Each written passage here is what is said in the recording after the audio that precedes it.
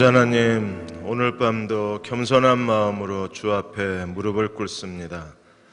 하늘을 여시고 종들의 마음을 열어주셔서 전심으로 기도하는 이 밤이 되게 도와주시고, 성령님 말할 수 없는 탄식으로 우리를 대신하여 빌 바를 알게 하여 주셔서 저희가 하나님 앞에 마땅히 할 말로 기도하게 하여 주시고, 하나님께서 그 기도를 들으시고 하늘에서 응답하시는 이 밤이 되게 도와주옵소서. 찬양과 말씀과 기도로 주님 앞에 오늘 밤 기도회를 주께 드립니다. 기름 부으시고 임재하여 주시고 우리 각 사람을 만져주시고 하나님의 능력을 옷 입게 하여 주옵소서. 예수님의 이름으로 간절히 기도하옵나이다. 아멘. 오늘 사무엘하가 끝나는데요, 교우 한 분이 그동안 사무엘 말씀 잘 들으셨다고 감사하다고 오늘 책거리를 해오셨습니다. 그래서 한 떡 200덩이를 주문해서 교회에 갖다 놓으셨는데 지금 대충 보니까 떡 숫자가 맞을 것 같아요. 그래서 나가실 때, 기도 끝나고 나가실 때 여러분들 한 덩이씩 떡 가지고 가셔서 사무엘하 말씀 다시 기억하시면서 집에서 책거리 축하해 주시기 바랍니다. 우리 옆에 계신 분하고 인사하겠습니다. 오늘 사무엘하 끝나는데 다윗처럼 하나님 마음에 합한 사람이 되시기 바랍니다 하고 인사 나누시겠습니다.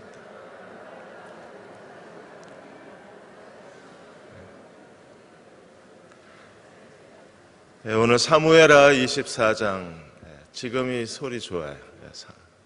사무엘하 24장 1절에서 3절 같이 한번 읽겠습니다. 사무엘하 24장 1절에서 3절 말씀까지 한 목소리 읽겠습니다. 여호와께서 다시 이스라엘을 향하여 진노하사 그들을 치시려고 다윗을 격동시키사 가서 이스라엘과 유다의 인구를 조사하라 하신지라. 이에 왕이 그 곁에 있는 군사령관 요압에게 이르되 너는 이스라엘 모든 집밖 가운데로 다니며 이제 단에서부터 브엘세바까지 인구를 조사하여 백성의 수를 내게 보고하라 하니, 요압이 왕께 아뢰되 이 백성이 얼마든지 왕의 하나님 여호와께서 100배나 더하게 하여 주사 내 주 왕의 눈으로 보게 하시기를 원하나이다. 그런데 내 주 왕은 어찌하여 이런 일을 기뻐하시나이까 하되. 아멘. 바다에서는 화물선 사고가 나고 부산 지하철 1호선에서 화재가 나고 또 세월호 침몰 사건에 지원했던 소방 헬기가 떨어져서 우리는 땅과 하늘과 바다에서 일어난 이런 이딴 사고 때문에 마음에 두려움이 있습니다. 무엇보다 이 소방 헬기가 떨어졌을 때 그 인근에 중학교 하나가 있었는데 그 중학교에 1,300명이 넘는 아이들이 있었는데 사고 현장에서 한 30m밖에 떨어지지 않았고, 아파트 단지도 고층 아파트 6동이 바로 그 곁에 있었습니다. 아마 소방 헬기 조종사가 최선을 다해서 이 아파트 단지 학교를 비켜나서 그렇게 사고가 난 걸로 추정을 하고 있습니다. 우크라이나 지역에서는 또 말레이시아 소속 여객기 하나가 이번에 피격을 당해서 일주일 내내 뒤숭숭한 시간을 보내야만 했었습니다. 이런 재난의 소식을 들을 때마다 마음에 불안해지고 또 마음에 두려움이 있고, 이런 재난의 소식을 듣는 게 우리들에게 그렇게 기분 좋은 일은 아닙니다. 근데 오늘 사무엘하를 끝나는데 이제 다윗의 인생이 끝나는 마지막 장인데 더 큰 재난의 소식이 24장에 있어요. 무려 하나님께서 다윗의 범죄로 말미암아 이스라엘과 유다 가운데 7만 명의 사람이 전염병으로 죽습니다. 사울의 죄로 인해서 3년 기근이 와서 결국에 사울의 아들들이 처형을 당함으로 하나님의 진노가 풀렸는데, 이번엔 다윗의 죄로 인하여 3일 동안 전염병이 돌아서 단 하루 만에 7만 명이 죽습니다. 아몰드라는 구약신학자는 왜 하나님의 사람, 하나님 마음에 합한 다윗의 생애를 왜 이런 비극적 사건으로 끝내시는 이유가 뭐냐 하는 거예요. 더 아름다운 장면도 있고 더 영광스러운 일도 있을 텐데, 아니 24장 없이 23장에서만 끝났어도 사무엘의 역사를 다룬 사무엘 하가 다윗의 아름다운 뒷모습을 우리에게 보여주었을 텐데, 22장 23장에서 다윗이 얼마나 하나님을 의지하는 사람인가, 그의 신앙, 그의 영성, 그의 탁월함을 22장 23장에서 다윗의 노래로 보여준 다음에, 그리고 나서 24장이 왜 이 끝에 가서 붙어 있어야 되냐는 거예요. 여러분도 24장을 읽으면서 마음이 민망하지 않으셨습니까? 야, 이거 왜 여기에 와 있지? 그냥 23장에서 다윗이 그 30명의 용사들과 함께 다윗의 인생을 마감했으면 영광스러웠을 텐데, 왜 24장이 여기에 왜 와 있는지 우리에게 의문점을 가져오는 거예요. 구약신학자 볼처는 말하기를, 아마도 하나님께서 이 아라우나의 타작마당에서 이 진노가, 다윗의 진노가 끝났는데 그 타작마당이 솔로몬의 성전 터였기 때문에, 그래서 솔로몬이 지을 하나님의 성전, 예루살렘 성전 터, 아라우나 타작마당, 여기야말로 죄와 심판과 하나님의 긍휼이 만나는 가장 완벽한 장소였기 때문에, 그래서 다윗은 마지막 그의 생애의 마지막에 이 아라우나의 타작마당을 통해서 자신의 죄를 드러내고 그 죄로 인하여 하나님의 심판이 임하고, 그리고 하나님의 심판이 어떻게 긍휼로 끝났는가를 보여주는 가장 이상적인 완성체로서의 아라우나의 타작마당, 하나님의 성전을 우리에게 계시했다 그랬어요. 예, 그 말이 맞는지도 모릅니다. 왜냐하면 하나님의 성전은 어떤 곳입니까? 인간의 죄와 하나님의 긍휼이 만나는 곳이기 때문에. 하나님의 성전은 어떤 곳이어야 되나요? 하나님의 심판과 그리고 하나님이 불쌍히 여기는 하나님의 자비가 만나는 장소가 하나님의 성전 예수 그리스도이시기 때문에. 그러므로 다윗의 생애의 마지막 사건이 아라우나의 타작마당이 되는 것이 적당하다고 그렇게 해석을 했습니다. 그런지도 모릅니다. 그런데 우리는 이 아라우나의 타작마당에서 좀 더 분명한 하나님의 계시를 발견하게 돼요. 도널드 휘트니가 영적 훈련이라는 책을 썼습니다. 이 영적 훈련이라는 책에서 8살 소년 케빈에 대한 이야기가 이 책에 나와요. 부모님이 이 아이에게 앞으로 하나님이 널 쓰셔야 되니까 열심히 기타를 연습하라고 이 아이에게 부모가 요청을 합니다. 그래서 아이가 워낙 착한 아이니까 부모가 시키는 대로 학교에서 돌아오면 하루 종일 거실에 앉아서 기타를 쳤어요. 근데 이게 너무 지겨운 겁니다. 왜 자기가 기타를 쳐야 되는지, 기타 쳐서 뭘 할 건지 미래도 없고 비전도 없고, 그리고 자기가 뭘 하겠다는 뜨거운 열망도 없이 그냥 부모님이 기타 치라니까 친 거예요. 치다가 창밖으로 아이들이 뛰노는 모습을 바라보고 멍하니 있기도 하고, 아이들이 야구하는 소리를 듣고 한동안 길거리에 나가서 아이들 함성 소리를 듣다 들어오고 그랬습니다. 그러던 어느 날 이 아이가 기타 연습하다 잠이 들었는데 잠의 환상을 봐요. 천사가 와서 이 케빈을 데리고 그 미국의 카네기 홀로 데려갑니다. 근데 카네기 홀로 데려갔는데 거기엔 이미 관중이 꽉 차 있고, 웬 사람이 기타 연주를 하는데 너무 아름답고 거룩하게 기타를 연주하는 거예요. 그래서 케빈도 한동안 그 사람을 쳐다봤습니다. 그러자 천사가 케빈에게 이렇게 말합니다. 저 연주하는 사람이 누군지 아냐? 모르는 사람이라고. 앞으로 10년, 15년 뒤에 바로 너 자신이라고.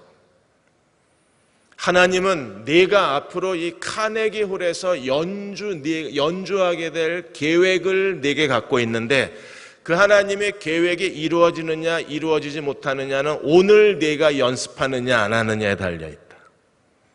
연습하는 걸 지루해하지 말고 연습에 최선을 다해라. 그러면 하나님이 어느 날 너를 저 카네기 홀에 세워줄 거다. 그리고 실제로 케빈은 카네기 홀에 씁니다. 우리가 훈련하고 연습한다는 건 고통스러운 일입니다. 그리고 너무나 지루한 일입니다.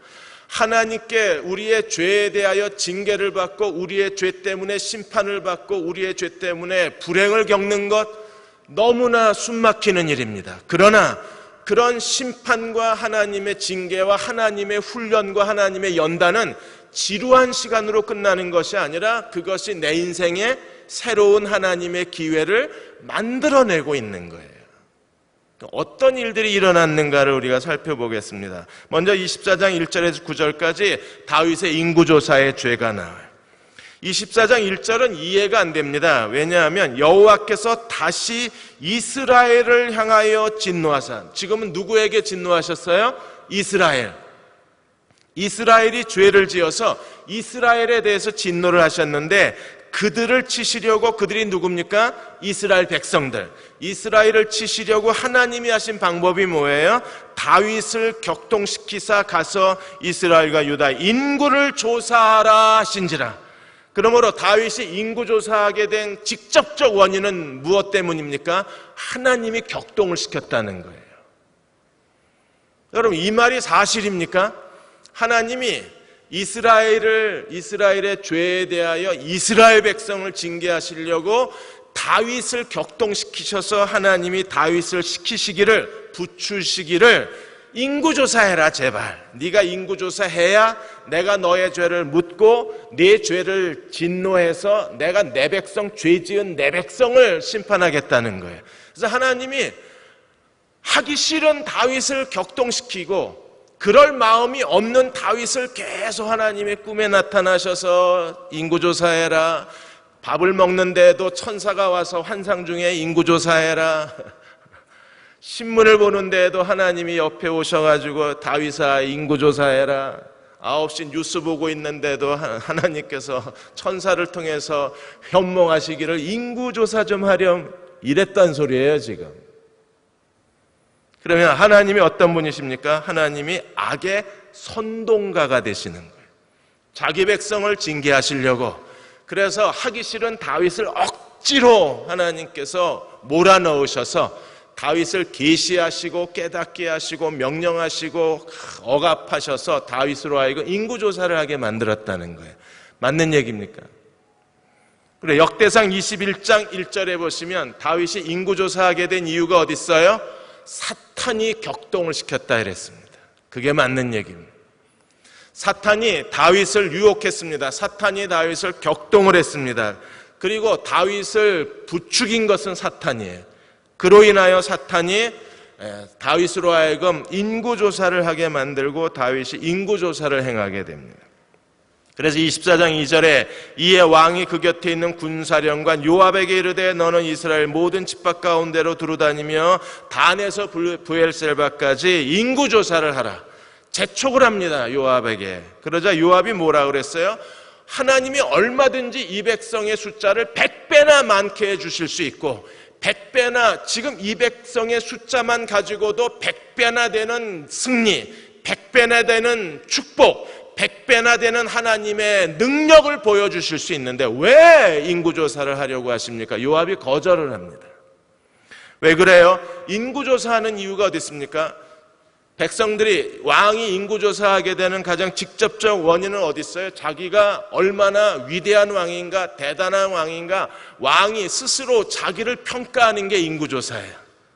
그래서 백성들의 숫자를 조사하고 그로 인하여 조직을 갖추고 그로 인하여 세금을 더 걷어들이고, 그러니까 인구조사의 직접적인 목적이 어디에 있는가를 요압이 다윗의 마음을 읽은 거예요. 다윗이 아주 불순한 정치적 동기로 인구조사를 원한다는 걸 아는 겁니다. 다윗이 뭐 때문에 인구조사를 하고 있습니까? 그가 갑자기 스스로 자기 자신에 대한 우월감에 빠진 거예요. 내가 얼마나 위대한 왕인지, 내가 얼마나 잘난 왕인지, 내가 얼마나 괜찮은 왕인지를 스스로 증거물을 찾고 그걸 백성들에게 보여주고 싶은 거예요. 하나님의 구원은 요나단이 뭐라 그랬습니까? 사무엘하 14장 6절에서 요나단이 분명히 뭐라 그랬어요? 하나님의 구원은 사람이 많고 적음에 달려있지 않다 그랬어요. 여러분도 그렇게 믿으십니까? 인구 조사를 해야 될 이유가 없는 거예요. 인구조사를 함으로 지금 다윗이 무엇을 원하는지 본인도 모르고 요압이 어쩌면 다윗의 의도를 눈치채고 있는 건지는 모르겠습니다. 그런데 인구의 숫자에 하나님의 구원이 달려있는 게 아닌데 다윗이 왜 이 일을 했을까? 우리는 믿음의 사람들이 하나님을 의지하는 데에서 떠나게 되면 어쩔 수 없이요, 자기 자신을 의지할 수밖에 없기 때문에 우리는 하나님 앞에 스스로 겸손한 마음을 가지고 하나님을 의지하는 믿음의 자리를 지킬 줄 아는 그리스도의 종들이 돼야 돼요. 거기서 한 걸음만 나아가면 갑자기 인구조사에 대한 충동에 사로잡히는 겁니다. 내가 얼마나 능력이 있는 사람인지, 누가 나를 도와줄 수 있는지, 내가 내 능력 가지고 어떤 일을 할 수 있는지 자꾸 자기를 평가하고 자아 성찰을 하게 돼요. 그게 스스로 자기 자신에 대한 인구조사입니다. 그래서 스스로 열등감에 빠지고 자기 포기에 빠지고 자기 체념에 빠져서 하나님을 위해서 아무것도 하지 아니하려고 합니다. 믿음은 이미 잃어버린 거예요. 하나님 앞에 하나님을 의지하는 믿음의 자리에 굳게 서서 하나님을 의지한다면 하나님의 구원은 요나단이 말한 것처럼 사람의 숫자에 달려있는 게 아니라는 사실을 스스로 증거할 수 있는 그리스도의 종들이 되시기를 축원합니다. 프란치스코 교황이 이제 한국에 오시게 되는데 프란치스코 교황의 어록을 모은 그 책이 이번에 한국 캐톨릭 출판사에서 출간이 됐어요. 그 책 제목이 뭐냐 하면 뒷담화만 하지 않아도 성인이 된다는 겁니다. 뒷담화 하시는 여러분, 뒷담화만 안 해도 거룩한 사람이 된다. 이게 책 제목이에요. 거기서 프란치스코 교황이 그 공식석상에서 연설하고 공식석상에서 그 사람들에게 대화를 나눈 내용이 이 책에다 담겨져 있다 그러는데, 이 책을 쓰신 신부님이, 진슬기 신부님이 교황의 3대 어록이 있다고 얘기해 주셨어요. 3대 유행어가 있답니다. 교황은 어디를 가든지 3마디 말을 잘하셨대요. 그 첫째가 뭐냐면 용기를 가지고 앞으로 이 말을 하는 걸 좋아하셨고, 두 번째는 또 만나요 이 말을 참 좋아하시고, 세 번째는 이게 가는 곳마다 교황의 유행어인데 여러분 저를 위해서 기도해 주십시오. 이게 유행어래요.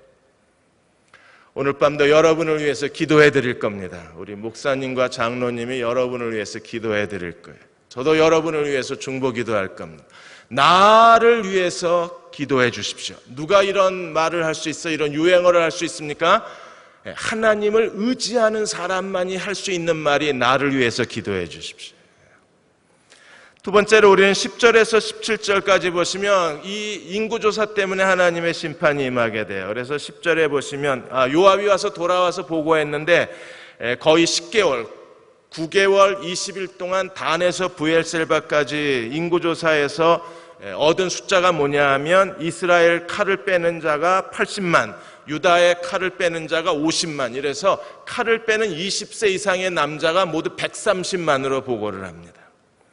이렇게 요압의 인구조사가 끝난 다음에 10절에 보시면 인구조사 보고를 받고 다윗의 백성을 조사한 후에 그의 마음에 자책하고 다윗이 여호와께 아뢰되 내가 이 일을 행함으로 큰 죄를 범하였나이다. 여호와여 이제 간구하옵나니 종의 죄를 사하여 주옵소서. 내가 심히 미련하게 행하였나이다. 이제야 깨달아요. 그는 두 번째로 하나님 앞에 내가 큰 죄를 지었나이다 부르짖습니다. 처음에는 언제 부르짖었나요? 우리아의 아내 밧세바와의 범죄 사건으로 말미암아 다윗이 하나님 앞에 엎드려져서 내가 큰 죄를 지었나이다. 이번에 인구조사를 끝난 다음에 다윗이 또 한 번 하나님 앞에 자책하고 죄책감 속에 부르짖는 그의 부르짖음이 뭐예요? 내가 여호와께 큰 죄를 지었나이다. 내가 하나님 앞에 크게 미련하게 행하였나이다. 그는 비로소 하나님 앞에 자기의 죄를 고백합니다. 어쩌면 사무엘서에 내가 하나님 앞에 큰 죄를 지었나이다 고백하는 것이 두 번 일어나는 거예요. 우리아 사건과 그리고 인구조사 사건입니다. 갓 선지자를 통해서 하나님께서 세 가지 하나님의 심판을 선택하라고 얘기를 합니다. 여러분 이것도 신기하지 않나요? 하나님이 한 번도 하나님의 심판을 네가 정하라고 말씀하신 적이 없잖아요. 그런데 오늘 갓 선지자를 보내서 하나님이 다윗에게 말하기를 네가 결정해라. 7년 동안 흉년을 당할래? 아니면 석 달 동안 원수에게 쫓겨갈래? 여러분, 이미 사울의 3년 흉년이 얼마나 극심한 고통이었는가를 체험한 다윗에게 7년 흉년, 이거는 다윗이 결코 선택하지 않을 거예요. 지난 10년 동안 사울의 추격을 피해서 도피했던 다윗에게 석 달 동안 또다시 원수에게 쫓겨 도망다니는 거 다윗이 절대 선택 안 할 겁니다. 그 극심한 고통을 너무나 잘 아니까. 그 남은 건 뭐예요? 3일 동안 전염병입니다. 그래서 다윗은요 3일 동안의 전염병을 선택을 해요. 그러자 하나님께서 내가 그것을 내게 행하리라. 13절에 보시면 다윗에게 이르되 왕의 땅에 7년 기근이 있을 것이니까, 혹은 왕이 왕의 원수에게 쫓겨 석 달 동안을 그들 앞에서 도망하실 것이니까, 혹은 왕의 땅에 사흘 동안 전염병이 있을 것이니까. 다윗이 뭐라고 대답합니까? 14절에 내가 고통 중에 있도다. 청하건대 여호와는 긍휼이 크시니. 우리가 여호와의 손에 빠지고, 누구 손에 빠지는 거 원치 않아요? 사람 손에 빠지기를 원하지 않는다. 그래서 최종적으로 선택한 게 전염병입니다. 그러자 다윗이 선택하자마자 어떤 일이 벌어져요? 15절에 여호와께서 그 아침부터 정하신 때까지 전염병을 이스라엘에게 내리시니 단에서 부엘셀바까지 백성의 죽은 자가 얼마예요? 7만 명이 죽어요. 그리고 죽음의 천사가 어디까지 내려옵니까? 16절에 예루살렘을 향하여 그의 손을 들어 멸하려 하더니 여호와께서 재앙 내리심을 뉘우치셨어요. 7만 명의 사람이 한꺼번에 떼죽음을 당하는 그 광경이 얼마나 비참하고 얼마나 고통스러웠겠어요. 인구조사를 하고 다윗이 스스로 죄책감으로 인하여 내가 큰 죄를 하나님 앞에 지었나이다 부르짖었습니다. 그리고 7만 명의 사람이 떼죽음을 당하는 그 현장 속에서 하나님께서는 진노 재앙 내리시는 걸 뉘우치셨어요. 그리고 죽음의 천사에게 뭐라고 말씀하셨습니까? 천사에게 이르되 족하다, 이제는 내 손을 거두라 하시니, 죽음의 천사가 멈춰선 곳이 어디였어요? 아라우나의 타작마당이었습니다. 아라우나의 타작마당에서 죽음의 천사가 멈춘 거예요. 그리고 선지자 갓을 보내셔서 하나님께서 뭐라고 말씀하셔서 17절에 다윗의 백성 치는 것을 보고 여호와께 아뢰되 나는 범죄하였고 악을 행하였거니와 이 악무리는 무엇을 행하였나이까? 청하건대 주의 손으로 나와 내 아버지의 집을, 차라리 날 죽이고 백성은 살려주십시오. 다윗이 백성을 향한 그 왕의 마음을 우리에게 엿보게 하는데, 어떤 구약신학자들은 이러한 다윗의 이중성을 가증스럽다고 해석하는 분도 계세요. 왜냐하면 3일 전염병을 선택했을 때 어떤 일이 일어날지 이미 예상이 된 건데, 이제 다 죽고 나니까 이제 와서 나와 내 아버지 집을 쳐달라고 기도하는 거는 너무 가증스럽다 그럽니다. 여러분, 그렇게까지 악하게 해석할 필요는 없을 것 같아요. 백성들이 죽어나가는 걸 보고 하나님도 뉘우치셨고, 백성들이 7만 명이나 되는 사람들이 떼죽음을 당하는 걸 보고 다윗도 무릎을 꿇은 거 아니겠어요? 다윗도 그 절망 상황에서 차라리 날 죽이지 왜 아무 죄 없는 이 백성을 죽이냐고 부르짖을 수 있는 거잖아요. 그건 백성에 대한 진정한 동정심입니다. 왜? 하나님도 뉘우치셨고 지금 다윗도 이 죽어가는 백성들 향하여 마음이 극심한 혼란과 절망 가운데 있는 거잖아요. 이런 다윗에게 선지자를 보내서 하나님이 하신 말씀이 무엇입니까? 18절에 보시면 이날에 갓이 다윗에게 이르되 그에게 이르되 올라가서 여부수 사람 아라우나의 타작마당에서 여호와를 위하여 무엇을 쌓으라? 제단을 쌓으라. 그래서 18절에서 25절까지는 아라우나의 타작마당의 제단 이야기로 끝나는 겁니다. 여러분, 다윗은요 하나님의 웅장하고 거룩한 성전 짓기를 원했어요. 그런데 다윗이 하나님의 성전을 건축한 게 아니라 그가 하나님 앞에 이 통회하는 아라우나의 타작마당에 제단을 쌓는 것으로 다윗의 생애가 끝나요. 그는 진정으로 성전을 짓고 싶었지만 그러나 하나님께서 허락하신 것은 이 상하고 통회하는 마음의 아라우나의 제단으로 만족해야 했었습니다. 이렇게 아라우나의 타작마당에 제단을 쌓으라는 갓 선지자의 그 명령에 따라서 다윗이 아라우나를 찾아가서 만났을 때 아라우나가 이걸 다 그냥 주겠다는, 이런 타작마당이 어떻게 생겼느냐 하면 직경 7m에서 11m 정도의 원형 틀이에요. 원형으로 돌을 쌓아놓고 그 안에서 타작을 하는 겁니다. 바람을 이용해서. 그래서 아마 타작마당을 이렇게 여러분들이 인터넷 검색해 보시면 동그랗게 원형으로 돌담을 쌓은 게 보이실 거예요. 아마 그 아라우나의 타작마당을 50세겔에 다윗이 샀을 것으로 추정을 해요. 그냥 주겠다고 그랬는데 다윗은요, 그냥 받지 않겠다고 얘기합니다. 왜? 이건 하나님의 심판이 진행되고 하나님 앞에 제단을 쌓고 여호와께 제물을 드려야 하는 거기 때문에 이걸 공짜로 받고 하나님 앞에 제단을 쌓을 수는 없잖아요. 그래서 정당한 대가를 지불하고 다윗이 거기에 제단을 쌓습니다. 그래서 24절에 왕이 아라우나에게 이르되 그렇지 아니하다. 내가 값을 주고 내게서 살이라. 값없이는 내 하나님 여호와께 번제를 드리지 아니하리라 하고 다윗이 은 50세겔로 타작마당과 소를 샀습니다. 하나님 앞에 번제를 드리는데, 우리가 역대상 21장에 가보면 다윗이 600세겔을 주고 아라우나의 타작마당을 샀다고 기록이 되어 있어요. 그래서 50세겔은 뭐고 600세겔은 뭐냐 이래서 성경이 또 틀렸다고 공격하는 사람들이 있습니다. 여러분, 타작마당 직경 한 7m에서 11m의 타작마당만 50세겔이고, 아마 하나님의 성전을 짓기 위해서 아라우나가 타작마당이 있는 땅 전체를 산 건 600세겔로 추정을 할 수 있고요. 또 50세겔은 이스라엘 12지파가 한 지파가 50세겔씩 내어서 12지파가 함께 모은 돈이 600세겔이라고 그렇게 해석할 수도 있어요. 이게 50세겔, 600세겔 이 사무엘하에 기록하고 역대상의 기록이 다르다고 해서 성경에 오류가 많다고 지적하는 건 너무 지나친 거예요. 얼마든지 왜 여긴 50세겔이고 왜 저기는 600세겔이라고 얘기했는가를 우리가 이성적으로 상식적으로 추론해 갈 수 있는 거예요. 그러니까 타작마당 전체를 사서 다윗이 역대상 22장 1절에 보면 여호와의 성전, 여호와의 제단이라고 선언을 합니다. 그리고 아라우나의 타작마당에서 하나님의 진노가 멈춘 것, 하나님의 심판이 멈춘 것, 하나님의 자비가 시작되는 바로 그 자리에서 다윗은 하나님 앞에 제단을 쌓고 제물을 드리는 거예요.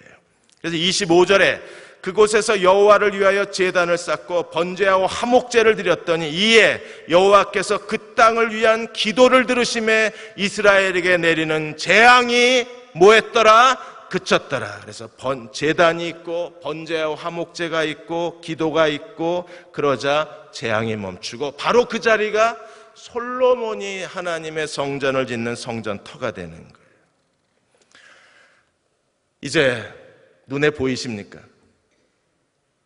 다윗이 두 번의 큰 죄를 지었어요. 내가 여호와께 크게 범죄하였나이다. 한 번은요, 우리아의 아내 밧세바.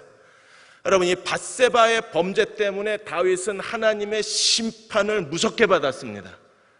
네 집에 칼이 떠나지 아니하리라. 그래서 아들들이 아들을 죽이고 아들이 아버지에게 반역을 하고 세바의 반란 사건에 이르기까지 다윗은요, 고통스러운 인생의 후반부를 보내야 됐었어요. 그러나 우리아의 밧세바로 인하여 하나님이 그 죄에 대하여 심판하셨지만 심판 중에 긍휼을 베풀어 주셔서 밧세바를 통해서 하나님은 누구를 이 땅에 보내십니까? 솔로몬. 솔로몬이 누구예요? 하나님의 성전을 짓는 사람. 죄가 있고 심판이 있고 하나님의 긍휼이 있는 거예요. 자, 이번에는 인구조사했습니다. 인구조사에 다윗이 두 번째로 여호와께 엎드려 큰 소리로 부르짖기를 내가 여호와께 범죄하였나이다. 내가 심히 미련하게 행하였나이다. 다윗은 아마 온몸을 뒹구르며 하나님 앞에 회개의 기도를 드렸을지도 모릅니다. 두 번째 큰 죄를 고백하고 거기서 하나님이 7만 명의 사람이 떼죽음을 당하고 여호와의 진노가 멈춘 그것이 아라우나의 타작마당이 뭐가 돼요? 솔로몬의 성전터가 돼요. 하나님은요, 다윗의 인구조사의 죄에 대하여 심판하셨어요. 그래서 7만 명이 죽습니다. 그러나 심판으로 끝난 게 아니라 하나님이 그 심판에서 하나님의 섭리, 하나님의 긍휼, 하나님의 기회를 만들어내시는데 그 자리가 예루살렘 성전 터가 돼요.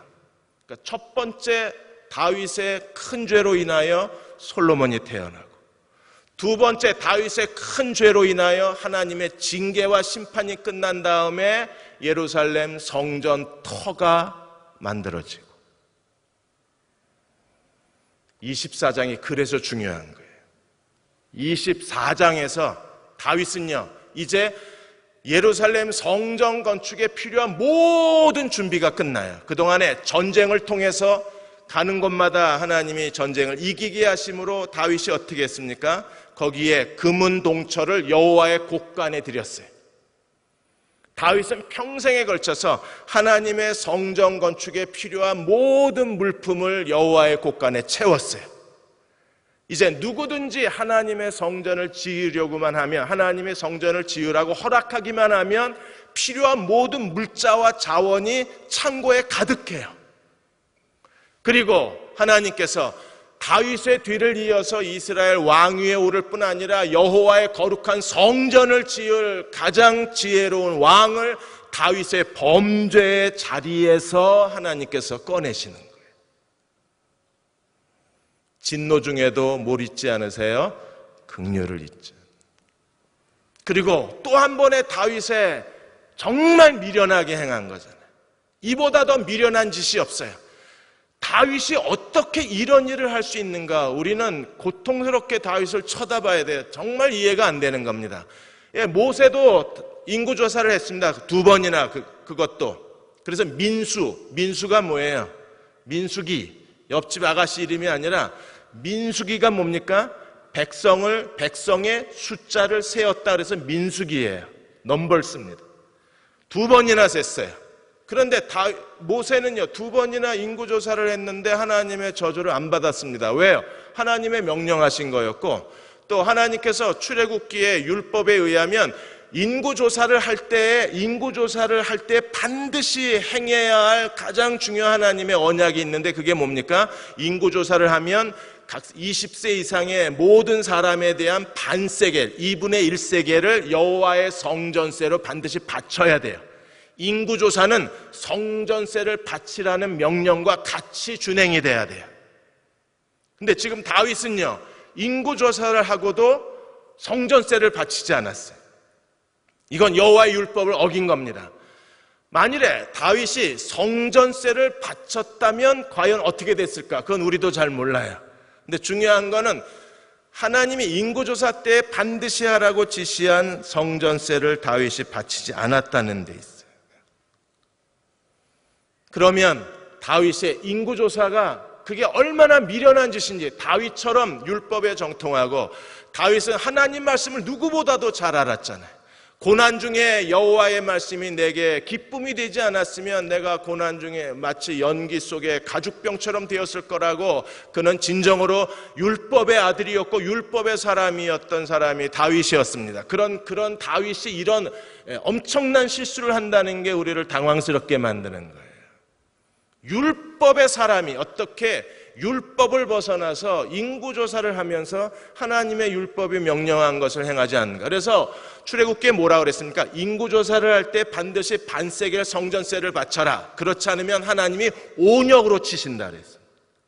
근데 지금 그 말씀이 그대로 하나님의 징계와 저주와 심판으로 임한 거예요. 3일 만에 7만 명의 사람이 온역으로 죽었으니까.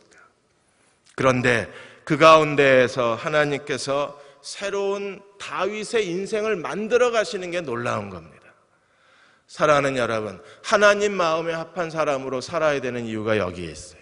우리가 전심을 다해서 하나님을 의지하면 하나님이 우리 죄 때문에 반드시 징계하고 심판하십니다. 누구도 예외가 없어요. 그러나 하나님의 심판으로 내 인생이 끝나는 게 아니라 거기서 다음 세대를 향한, 미래를 향한 하나님의 섭리와 하나님의 기회와 하나님의 뜻이 진행되고 있다는 게 너무나 놀라운 은혜가 되는 거예요.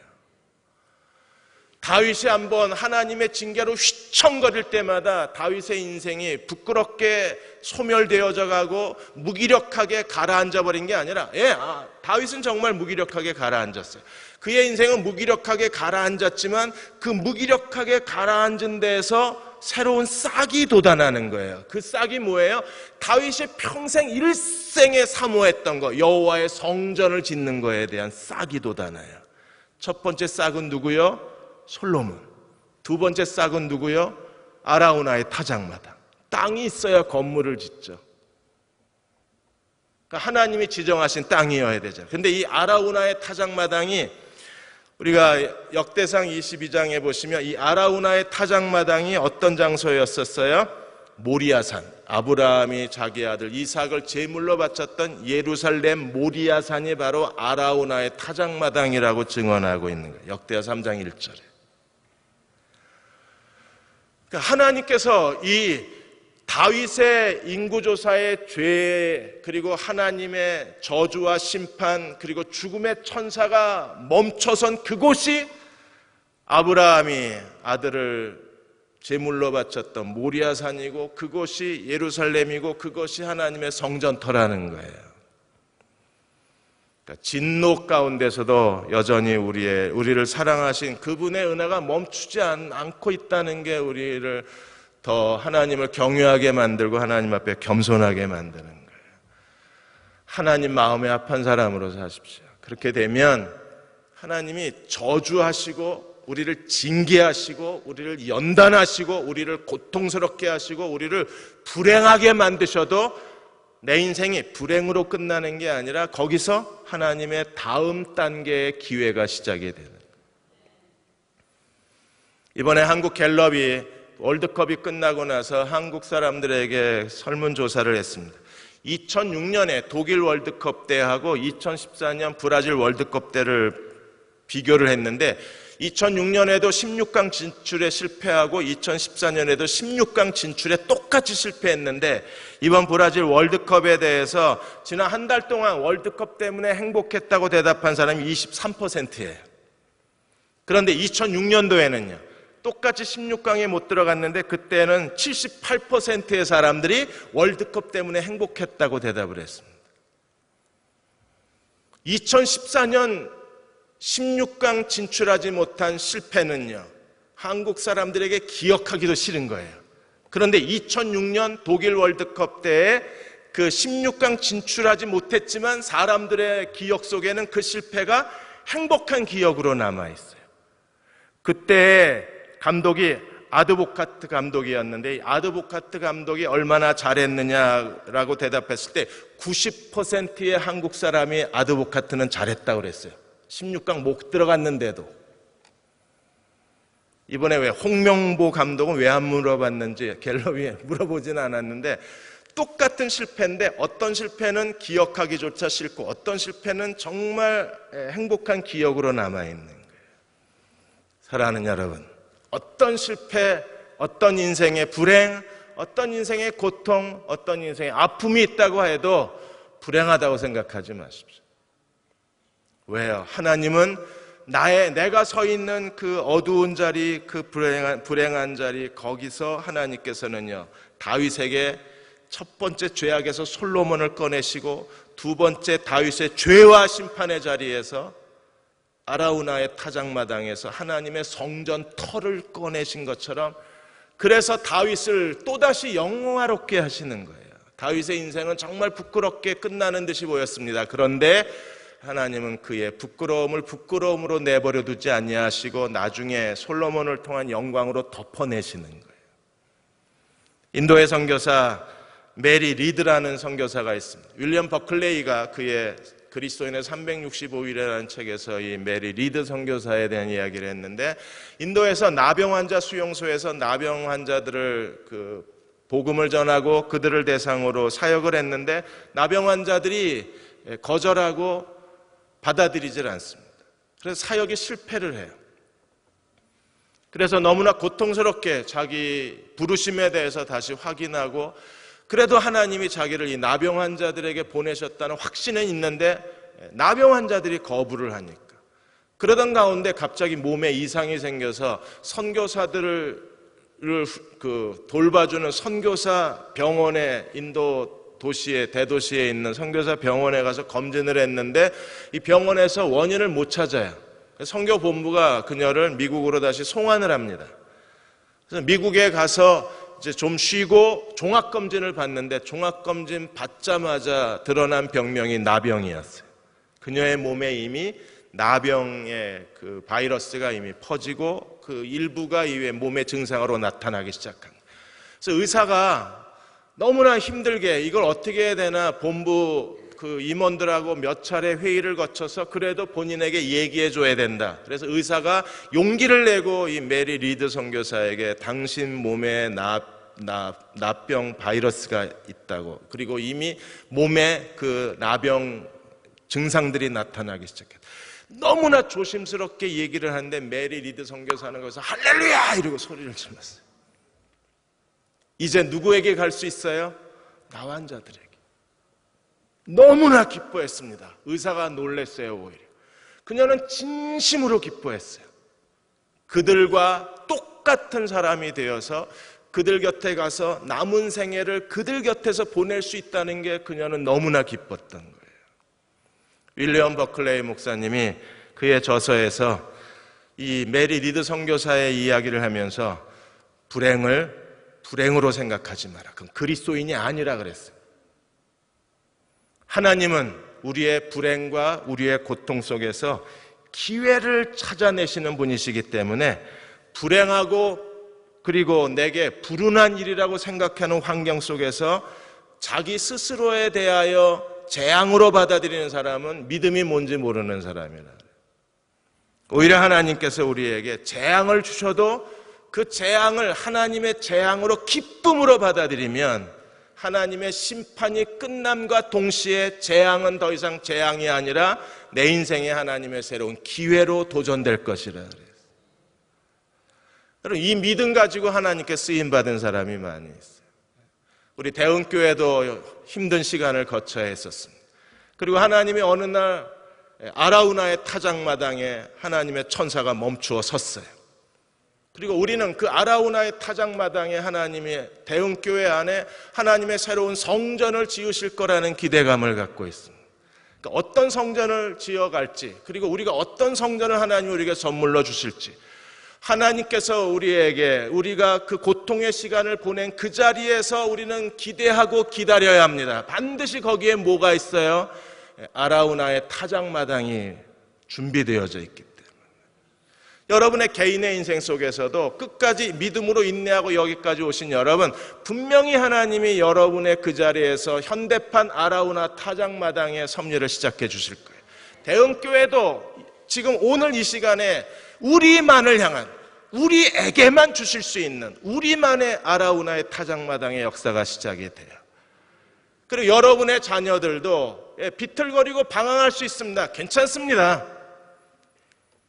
지금 한순간의 방황이 그 아이의 인생이 끝나는 게 아니에요. 반드시 하나님은 그 방황이 멈춘 곳에 그 아이를 향한, 아들, 딸들을 향한 하나님의 아라우나의 타작마당이 펼쳐지는 순간에 그곳에 하나님께서 그 아이의 인생에 새로운 도전을 주시는 거기 때문에 우리는 불행스럽다고 투덜거리는 사람은 믿음이 뭔지 모르는 사람이에요.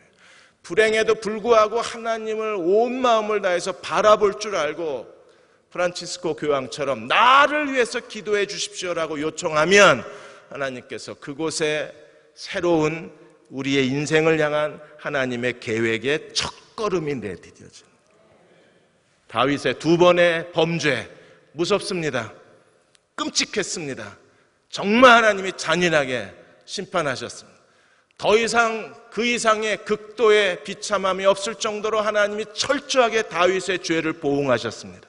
그러나 보응이 끝나자 하나님께서 은혜로 그의 진노의 자리를 덮어버리기 시작하신 거예요. 밧세바의 자리는 솔로몬으로 덮고, 인구조사에 그 한 7만 명이 죽은, 아마 어떤 임금도 한꺼번에 불과 3일 만에 7만 명의 떼죽음을 가져온 임금이 역사상에 있을까요? 성경에서 그런 왕이 될 수밖에 없었지만 정말 부끄럽고 치욕스러운 일이었지만 그러나 솔로몬의 거룩한 성전의 자리로 하나님이 덮어버리시는 거예요. 하나님이 여러분을 위한 아라우나 타작마당을 준비하고 계신 걸 믿으십시오. 오늘 밤 우리가 기도함으로 하나님이 우리의 믿음을 더 견고케 해주실 것을 바라보십시오. 그리고 우리가 함께 손을 잡고 서로를 위해서 기도해 준다면 오늘 내가 서 있는 그 자리에서 하나님이 아라우나의 타작마당에 제단을 쌓게 해주실 거예요. 이 제단을 가지고 여호와께 나아가는 저와 여러분이 되시기를 주의 이름으로 축원합니다. 기도하겠습니다.